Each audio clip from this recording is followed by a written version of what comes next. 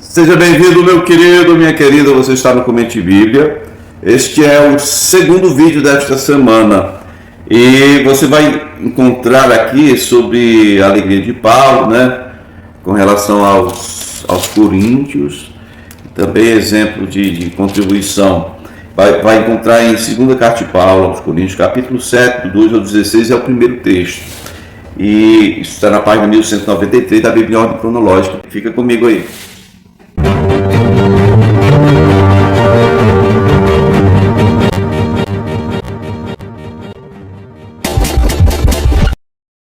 Vamos lá então, 2ª Carta de Paulo aos Coríntios, capítulo 7, versículo 2, diz: concedam-nos lugar no coração de vocês, a ninguém prejudicamos, a ninguém causamos dano, a ninguém exploramos. Não digo isso para condená-los, já lhes disse que vocês estão em nosso coração, para juntos morrermos ou vivermos. Tenho grande confiança em vocês, e de vocês tenho muito orgulho. Sinto-me bastante encorajado e minha alegria transborda em todas as tribulações. Pois quando chegamos a Macedônia, vindo de onde? De Éfeso, né? Chegamos a Macedônia, não tive nenhum descanso, mas fomos atribulados de toda forma. Conflitos externos, temores internos. Deus, porém, que consola os abatidos, Deus consola os abatidos. O Espírito Santo de Deus tem esse nome de Consolador. Deus que consola os abatidos nos consolou com a chegada de Tito. E Tito aqui estava vindo da Acaia, né, mais precisamente de Corinto, com o relato de como é que foi lá a leitura da primeira carta de Paulo lá em Corinto, tá bom? Então Paulo sai de Éfeso, vai para Filipos, provavelmente Macedônia, e Tito vem de Corinto, né, que é a região da Acaia, sobe para encontrá-lo, e é isso que acontece aqui. Ele está consolado e alegre com a presença de Tito. E quem está escrevendo a carta com ele é o Timóteo, só para constar. Versículo 7 diz assim: e não apenas com a vinda dele, mas também com a consolação que vocês lhe deram. Ele nos falou da saudade, da tristeza e da preocupação de vocês por mim, de modo que a minha alegria se tornou ainda maior. Mesmo que a minha carta lhes tenha causado tristeza, não me arrependo. É verdade que a princípio me arrependi, pois percebi que a minha carta os entristeceu, ainda que por pouco tempo. Versículo 9. Agora, porém, me alegre, não porque vocês foram entristecidos, mas porque a tristeza, essa tristeza de vocês, os levou ao arrependimento, pois vocês se entristeceram como Deus desejava, e de forma alguma foram prejudicados por nossa causa. Versículo 10. A tristeza, segundo Deus, não produz remorso, mas sim um arrependimento que leva à salvação. E a tristeza, segundo o mundo, produz morte. Aqui o que o apóstolo Paulo está dizendo aqui é que a nossa carne velha, vencida pelo pecado, totalmente destroçada pela iniquidade, ela jamais terá condição de produzir o tal chamado arrependimento. Você vê que o próprio Judas Iscariote, ele, após ter traído Jesus, negociado com os sacerdotes, os religiosos, para entregar a Jesus, após ter recebido aquelas moedas, diz a Bíblia, o relato bíblico é bem enfático, que ele foi tocado de remorso, foi se enforcar. Pegou uma corda, foi se enforcar. E eu não sei, eu acho que o remorso também cega, porque diz que ele amarrou lá a corda, provavelmente em um local, um galho podre, né? Não sei. Quando ele tentou se enforcar, ele caiu desse penhadeiro abaixo, suas entranhas ficaram visíveis. Bom, há controvérsias quanto a esse relato, né? Mas o que acontece é que ele foi tocado de remorso. Aí você me pergunta se há diferença entre remorso e arrependimento. Claro que há. O remorso é exatamente a tristeza segundo o mundo, segundo a carne. É a tristeza que vem por esforço humano. Então, por mais que eu e você tenhamos pecado contra Deus e queiramos nos arrepender, o único que pode produzir este arrependimento em nosso coração é o Espírito Santo. Inclusive, ele tem o poder de nos convencer do pecado, da justiça e do juízo. Então, se você hoje sente aquele pesar do pecado, de ter pecado contra Deus, entenda isso. A primeira atitude é você buscar o Espírito Santo de Deus para que ele te conduza ao arrependimento.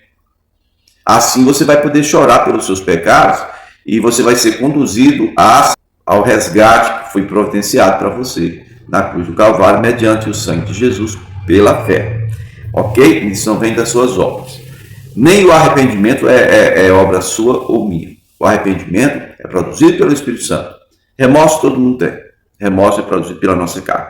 E a grande diferença é que remorso só leva para a morte, enquanto arrependimento é para conserto, é para a vida. O versículo 11 vai seguir dizendo: vejam o que essa tristeza, segundo Deus, produziu em vocês. Que dedicação, que desculpas, que indignação, que temor, que saudade, que preocupação, que desejo de ver a justiça feita, né? Em tudo vocês se mostraram inocentes a esse respeito. Assim, se lhes escrevi, não foi por causa daquele que cometeu um erro, nem daquele que foi prejudicado, mas foi para que, diante de Deus, vocês pudessem ver por si próprios como são dedicados a nós. Por isso, tudo fomos revigorados. Além de encorajados, ficamos mais contentes ainda ao ver como Tito estava alegre, porque seu espírito recebeu o refrigério de todos vocês. Eu lhes tinha dito que estava orgulhoso de vocês e vocês não me decepcionaram. Da mesma forma como era verdade tudo o que lhes dissemos, o orgulho que temos de vocês diante de Tito também nos mostrou. O orgulho que temos de vocês diante de Tito também mostrou-se verdadeiro. E a afeição dele por vocês fica maior ainda, quando lembra que todos vocês foram obedientes, recebendo com temor e tremor. Alegro-me por poder ter plena confiança em vocês. Ok? Agora nós vamos passar ao texto de 2 Coríntios, capítulo 8, do 1 ao 24, vai falar sobre exemplos de contribuição. Paulo aqui está numa campanha para levantar contribuições para a igreja da Judéia. Tá? Então, tanto na Macedônia quanto na Acaia, todas as igrejas estão sendo chamadas a contribuir. 2 Coríntios 8, 1 diz: agora, irmãos, queremos que vocês tomem conhecimento da graça que Deus concedeu às igrejas da Macedônia, no meio da mais severa tribulação, e a grande alegria e a extrema pobreza deles transbordou em rica generosidade. Pois dou testemunho de que eles deram tudo quanto podiam e até além do que podiam. E isso por iniciativa própria, não foi um apelo que eu fiz, não foi nada disso, foi iniciativa própria deles. Eles nos suplicaram insistentemente o privilégio de participar dessa assistência aos santos.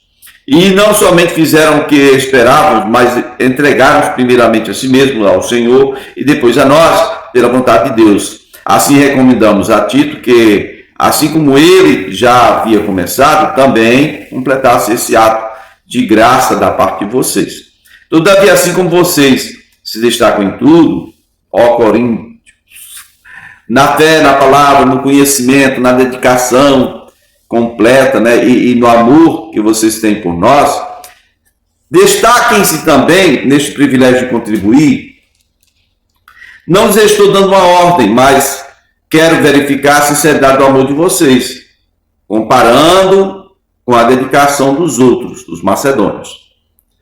Pois vocês conhecem a graça do nosso Senhor Jesus Cristo, que sendo rico se fez pobre por amor de vocês, para que por meio de sua pobreza vocês se tornassem ricos. Né? Este é o meu conselho. Convém que vocês contribuam.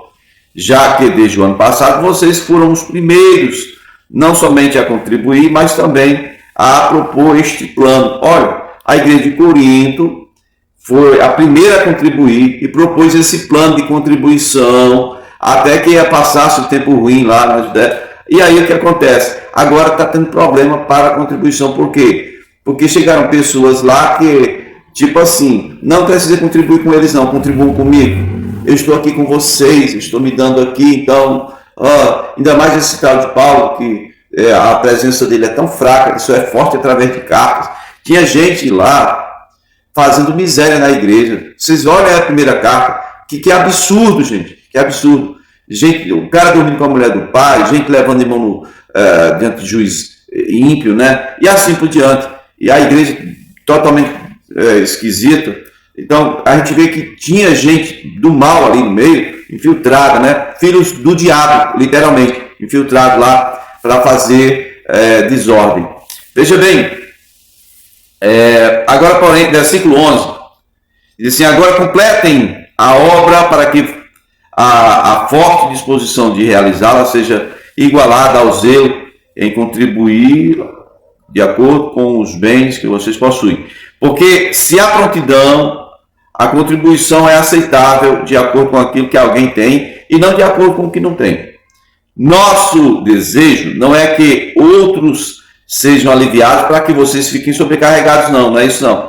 Mas para que haja igualdade. No presente momento, a fartura de vocês suprirá a necessidade deles, para que, por sua vez, né, posteriormente, a fartura deles supra a necessidade de vocês. Então haverá igualdade, como está escrito: quem tinha recolhido muito, não teve demais, e não faltou a quem tinha recolhido pouco. Isso está em Êxodo 16, verso 18, meu povo. Diz aí, versículo 16, assim: agradeço a Deus ele posto no coração de Tito o mesmo cuidado que eu tenho por vocês.